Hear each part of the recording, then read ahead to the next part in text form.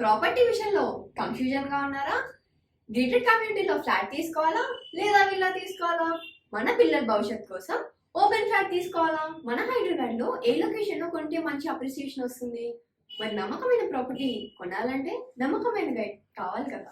Property advisor కోసం సంప్రదించండి Varahaswamy property గూగులర్. Contact 7207218485. Shri గురుభ్యో నమ. శ్రీ మహాగణాధిపతే నమ. శ్రీ మహాసరస్వత్యే నమ. ఓం శ్రీమాత్రే నమ. భక్తులందరికీ కూడా, ప్రేక్షక మహాశైలందరికీ, భక్తులందరికీ నమస్కారములు. మనకు ప్రతి నిత్యము కూడా జీవితంలో అనేకమైనటువంటి సుఖదుఖాలతో జీవితం నిండి ఉంటుంది. ఈ సుఖదుఖాల్లో ముఖ్యంగా మనం చెప్పుకోవాల్సినటువంటి విషయం ఏంటంటే, ప్రతి నిత్యం కూడా ఎవరికి ఏదో ఒక కష్టం అనేది ఎదుర్కొని ఉంటూ ఉంటారు. అది ఏ రకంగా కూడా మనకు లాభసాటి కాగా ఇంకా పైగా దాని ఎంతో కష్టములన్నీ కూడా ఇంకా వ్యతిరేకమైన చర్యలకు వెళ్తూ ఉంటుంది. మరి వీటిని మనము ఎలా ఎదుర్కొని పైకి రాగలము అనేటువంటి సందేహం అనేది ప్రతి మనిషికి ఉంటుంది. మరి వీటి నుంచి మనం బయటికి పడడం ఎలా? దానిలో ఉండేటువంటి ఆ యొక్క దరిద్ర దేవత అని మనం ఏదైతే అనుకుంటామో, ఏది మొదలుపెట్టినా మనకు రివర్స్ కావటమనో, ఏది మొదలుపెట్టినా మనకు ఆటంకాలు ఉండటమో జరుగుతూ ఉంటుంది. ఆ పనులన్నీ జాప్యం జరుగుతూ ఉండడం వల్ల నిరాశ నిస్పృహలోని ఎప్పటికీ మనం ఎంత చేసినా ఇంతేనా మన జీవితం అని ఒక ఆలోచనలో ఉంటాం. కాబట్టి దానికి మనము అనేక విధమైనటువంటి మార్గాలు అనేటువంటివి సూచించబడుతున్నాయి. మరి ఆ మార్గాల్లో ముఖ్యంగా మనము ఈ 12 రాసుల వారికి ప్రతినిత్యము కూడా ఏదో ఒక కష్టంతో బయటపడటానికి ఏ విధమైనటువంటి పరిష్కారాన్ని చూసుకోవాలి అని ఆలోచిస్తూ ఉంటాం. కాబట్టి దానికి సంబంధించి అలక్ష్మీ నిరహరణ అంటే మన దరిద్ర దేవతని సంస్కృతంలో అలక్ష్మీ నిరహరణార్థం అని అంటాం.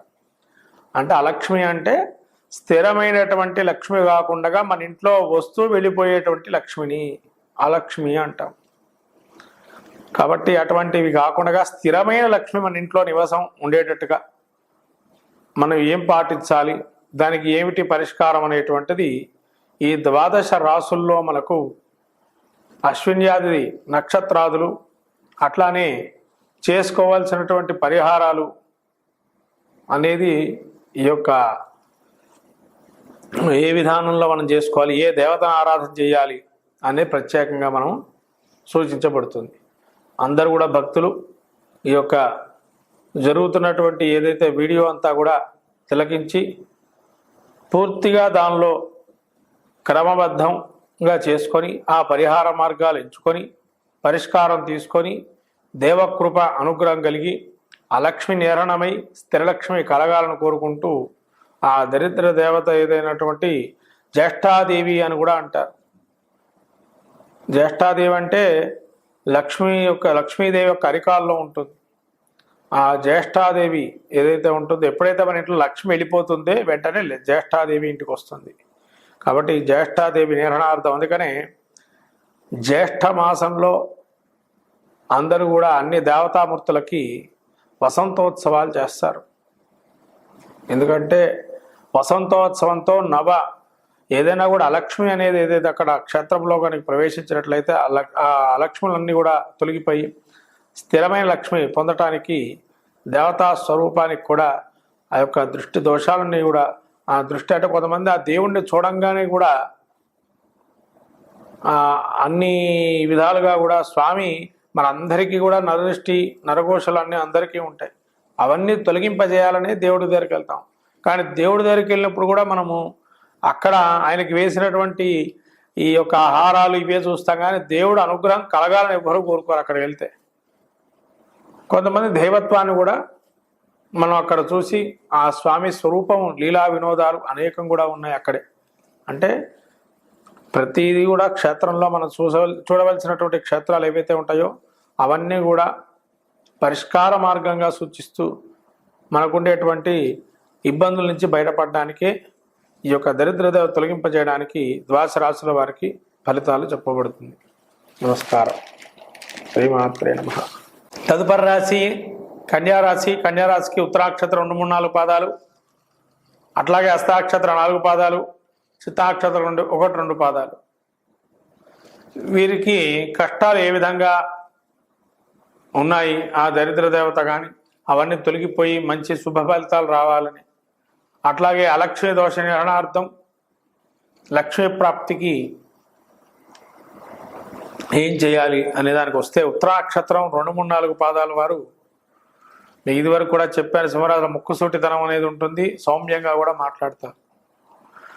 సౌమ్యంగా మాట్లాడటం వల్ల కొన్ని పనులు జరుగుతాయి, కొన్ని పనులు జరగవు. కాబట్టి సౌమ్యంగా మాట్లాడడం అనేది కొంతవరకు వీళ్ళు తగ్గించుకొని ఘాటుగా మాట్లాడుతుంటారు. ఇంకోటి ఏంటంటే తన కోపమే తనకు శత్రువు, వీరికి అది ఆపాదించవచ్చు. ఎందుకంటే వీరు ఎప్పుడు కోపంగా ఉంటారో తెలియదు, ఎప్పుడు నవ్వుతూ ఉంటారో తెలియదు. కాబట్టి ఇదో విచిత్రకరమైనటువంటి పరిస్థితిగా ఉంటుంది వీళ్ళకి. ఈ కష్టాలు ఏంటంటే వీరికి వచ్చే కష్టాలు కుటుంబంలోనే కష్టాలు ఉంటాయి. బయట వాళ్ళు బాగున్నా కుటుంబంలోనే కష్టాలు ఉంటాయి, బయట వాళ్ళతో అంతా బాగుంటుంది. వీటిని ఎదుర్కొని పైకి కష్టాలను ఎదురెట్టి పైకి రావాలి ఉత్తర నక్షత్రం వారు. అట్లనే మనకి హస్త నక్షత్రం ఉంటుంది.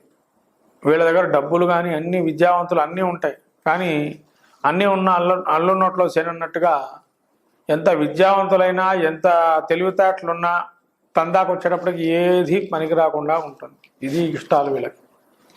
మరి కష్టాలు కూడా అన్ని చదువుకున్నా ఎంత సంపాదించినా కూడా అసంతృప్తికరమైన జీవితాన్ని గడుపుతూ ఉంటారు ఈ హస్త నక్షత్రం. తృప్తి లేని జీవితం అంటే ఏంటంటే మేము పొందింది ఇంకా చాలా తక్కువే, మేము ఏదైతే అనుకున్నామో అదంతా కూడా తక్కువగా భావం చేస్తుంటారు. కానీ మీరు అన్నిటికన్నా ఎక్కువే పొంది ఉన్నారు, కానీ అన్ని తక్కువగా భావం చేయటం అనేది మనస్సు చింతన అనేది కలగటం ఉంటుంది. ఈ యొక్క అలక్ష్మి నిర్ణయార్థం వీరు చేయాల్సినటువంటి ఈ యొక్క విశేషం ఏంటంటే వీళ్ళకి ఆరోగ్యం చాలా ముఖ్యంగా పెట్టుకోండి. ఏదున్నా కానీ ఆరోగ్యం అనేది వీళ్ళకి ఇబ్బందిగా ఉంటుంది. కష్టాలతో పాటు అనారోగ్యంలో కూడా వారితో కూడా జీవనం చేస్తూ ఉంటారు, కష్టంతో కూడా. తర్వాత చిత్తా నక్షత్ర 2 పాదాలు. వీళ్ళు ఏంటంటే స్వార్థపూరిత ఆలోచనల వల్ల కొన్ని కష్టాలు కొని తెచ్చుకుంటారు. అక్కడ 10 రూపాయలు పెట్టాల్సిన చోట 15 రూపాయలు పెడతారు, 20 రూపాయలు పెట్టాల్సిన చోట 25 రూపాయలు పెడతారు. దానివల్ల ఒక లాస్. ఎంత ఎక్కువ పెడితే అంత ఇంకా రికవరీ అమౌంట్ ఎక్కువ వస్తుందేమో, ఇంకా రికవరీ ఎక్కువ వస్తుందేమో పెట్టిన దానికన్నా అనే ఆలోచనతో ఉంటారు. కానీ పెట్టింది వస్తే చాలు అనుకునే తత్వం కాదు వీళ్ళు.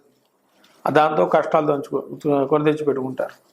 కాబట్టి ఈ యొక్క కన్యారాశికి ముఖ్యంగా మొత్తం మీద చూసుకున్నట్లయితే దృఢ నిర్ణయాలు ఉన్నా కానీ కష్టపడుతూ ఉంటారు ప్రతి విషయానికి కూడా. ఎంత కష్టంగా వీళ్ళు నిర్ణయాలు తీసుకున్నా అది తొందరగా ముందుకు పోకుండా ఉంటుంది. మరి దానికి ఏమిటి అని అంటే వీరు చేసుకోవాల్సిన జాగ్రత్తలు, సాక్షాత్తు సూర్యనారాయణ స్వామికి తెల్లి జిల్లేడు పూలు కానీ లేదా చెట్టును కానీ ఏదైతే ఉందో వాటితోని వీరు హోమం చేసుకోవటం కానీ, అంటే ఆ పచ్చి కర్రతో కాదండి, ఎండిపోయినటువంటి కర్రలు ఉంటాయి, ఎండబెట్టుకొని చేసుకోవచ్చు హోమం. కానీ లేదైనా సాయిబాబా ధునిలో బాబా గుడి కానీ నిత్యాగ్నిహోత్రం ఎక్కడైనా హోమం చేస్తున్నా కానీ ఈ యొక్క జిల్లేడు సమిధలు ఇచ్చినట్లయితే చాలా మంచిదైంది. తర్వాత వీరు పింక్ కలర్ రాయి దొరుకుతుంది బయట క్రిస్టల్ స్టోన్స్లో. ఈ పింక్ కలర్ రాయిని ధరించటం, మేలిమైన రాయి అంటే మరీ మంచిది.